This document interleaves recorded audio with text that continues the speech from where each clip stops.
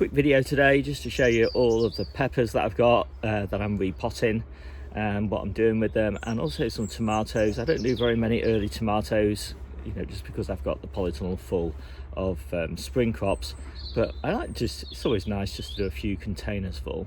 So let me show you what I'm doing.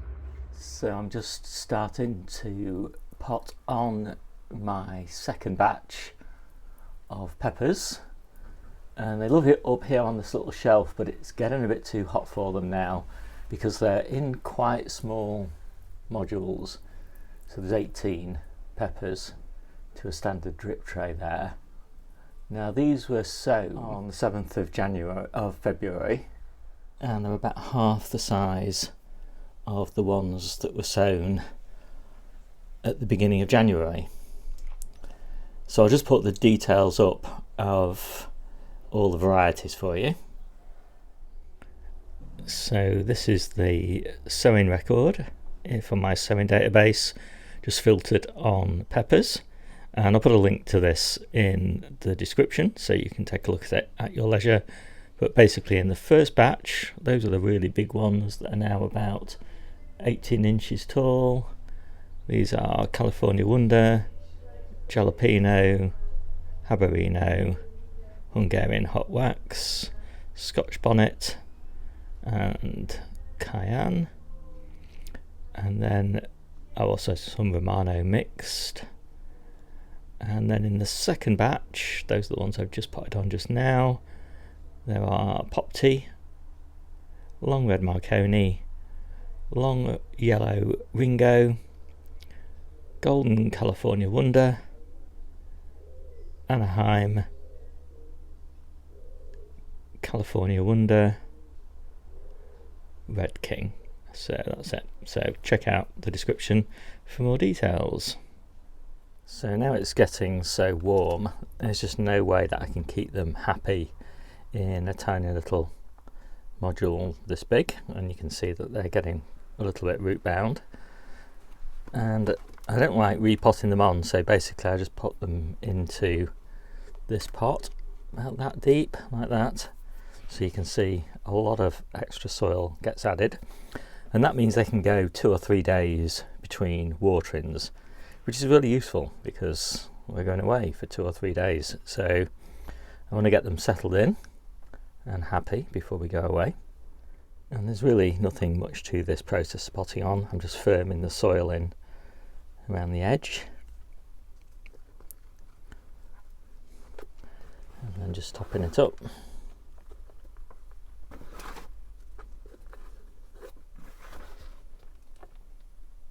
Now it's worth bearing in mind that when you're potting on tomatoes, you bury the stem because they develop roots on the stem, so they're perfectly content, in fact happy to have the stems buried.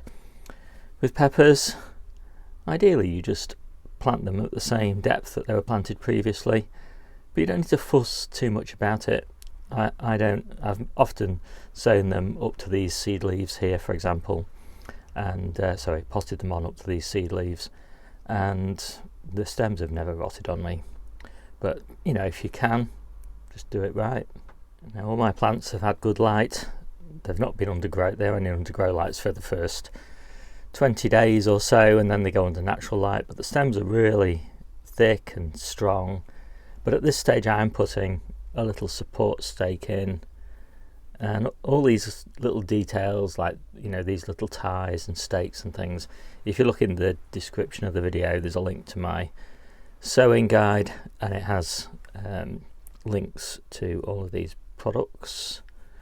They're not affiliate links actually, I don't make any money off it, it's just so it makes it easy for you guys. And yeah, because they're going to be increasingly exposed to the wind, and I just don't want them breaking off. Now the compost that I'm using is the one I always use for potting on for peppers and tomatoes, and that is Levington's Advanced Pot and Bedding High Nutrient. Now early on in the season I use low nutrient because I'm trying to keep the plants as small as possible, but now since they're going in the big pots, I figure I may as well give them high nutrient because they're only going to be in these pots now for well, a month probably, maybe 5 weeks, and I think they're not going to outgrow them in that time, although they're going to be getting close to the limit.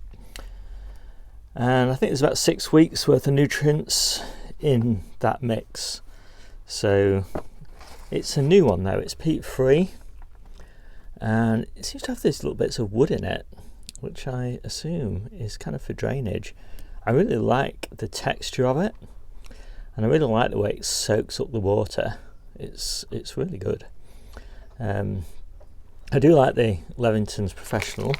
It does cost a bit more, but you know, for me at my scale, and the amount we're harvesting, which is about £10,000 a year this year probably, worth of food, spending, you know, £100 on compost a year, it's easily worth it.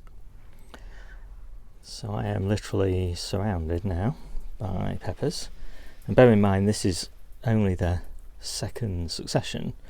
The first succession went into these pots about a month ago, and they're like twice the size of these. And these all need to find a place, a home on a windowsill somewhere now, because they're too big to go on that little ledge in the conservatory. That's where the tomatoes will go when they're big enough. They're a little small for that at the moment. And these will get planted out on the allotment under little low tunnels, and that's one of the advantages of growing over winter.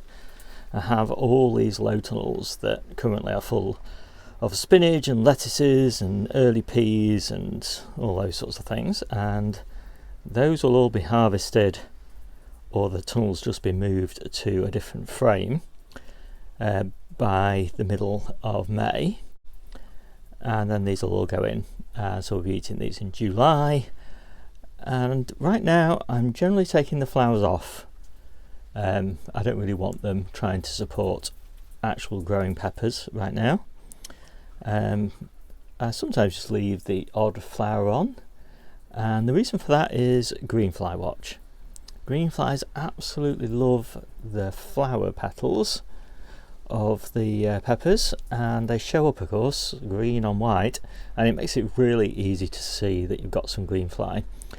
Now if you don't have those on, it's really hard to see the greenfly until it's kind of a little bit too late. So that's the reason I leave them on.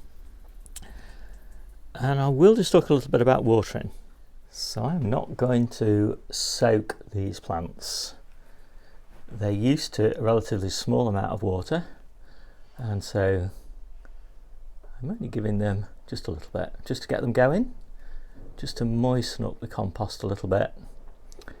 And then I'll give them a better water in a couple of days' time, but I just don't want them soaking. They will not draw the water out of a big pot like this after they've just been immediately sort of transplanted. So that was nearly full, that little watering can, and that's about all I'm putting in. So I watered with warm water, and I will start bottom watering these when they're about, I don't know, 7 or 8 days time. Once they've really started putting roots into the compost and they're able to draw the moisture out of it. I just hate soggy compost and all the problems you get when you've got it. So I've got 2 trays of spares left, and I don't really care about them that much, and they're in a 6-cell tray rather than a 9-cell tray, so they can stay in these a little bit longer. So what I've done with these is there has been a bit of compost shrinkage in here, so what I'm doing is I'm just topping them up with this high nutrient compost, and then I will give them a combination of a bottom feed, bottom water every few days, and a top water maybe every day, just to keep them going, because they will really suffer in these little modules. And I said I've run out of plant pots, so I can't really do anything about them, and I've run out of windowsill space, so I'll try and keep them alive just in case. It's good to have spares. So now I'm just potting on my early tomatoes. Now I don't have very many of these. I've got 3 latter, and that one looks as sickly as anything, so I only actually need 2 of them. So these are the 2 I'm going to do. These look fine. I'm not going to take any leaves off. I'm not going to plant them deep because they look good. Got side shoots coming. You want side shoots on these. They're not a indeterminate, they're a determinate, kind of bushy one. So I'm putting them in these smallish tubs, but these should be fine. And because I'm only doing 2 of them, I'm actually just making a depression with a pot, so I can just drop them straight in with no root disturbance at all. So I'm happy with that. A little bit dry, but that's kind of what you expect with a tomato that big in a pot that size. So I'm going to keep these 2 tomatoes here in the conservatory for another week, and then they're going down the allotment. And tomatoes, like peppers, need really to be kept above 10 degrees centigrade at night, and obviously during the day as well. And I can't achieve that on the allotment, and so almost all of my peppers and tomatoes are going to stay in the house where it is always above 10 degrees centigrade. These 2, because they're the variety latter and they come from the north, I think somebody said Russia to me once, they are hardier and they can tolerate colder nighttime temperatures. They still need it nice and warm during the day, and obviously the polytunnel and the greenhouse on the allotments are nice and warm during the day, but there's no way I can keep those above 10 degrees centigrade. Well, not economically, and I only do things that make sense economically. At scale, I do all sorts of crazy things at small volumes, but like, growing courgettes in the conservatory. But yeah, most anything at volume, effectively anything to do with really feeding the family, their day-to-day diet has to be economical, or rather make economic sense. So I thought you might like to see my tomatoes. These are under grow lights in the coldest place in the house, because I want them to grow cool, nice, bushy, compact plants, but grow slowly. I am not in a rush to have early big tomato plants because I've got no space for them at all. So hopefully these will be great in a month's time, and hopefully they won't be much bigger than kind of this sort of size.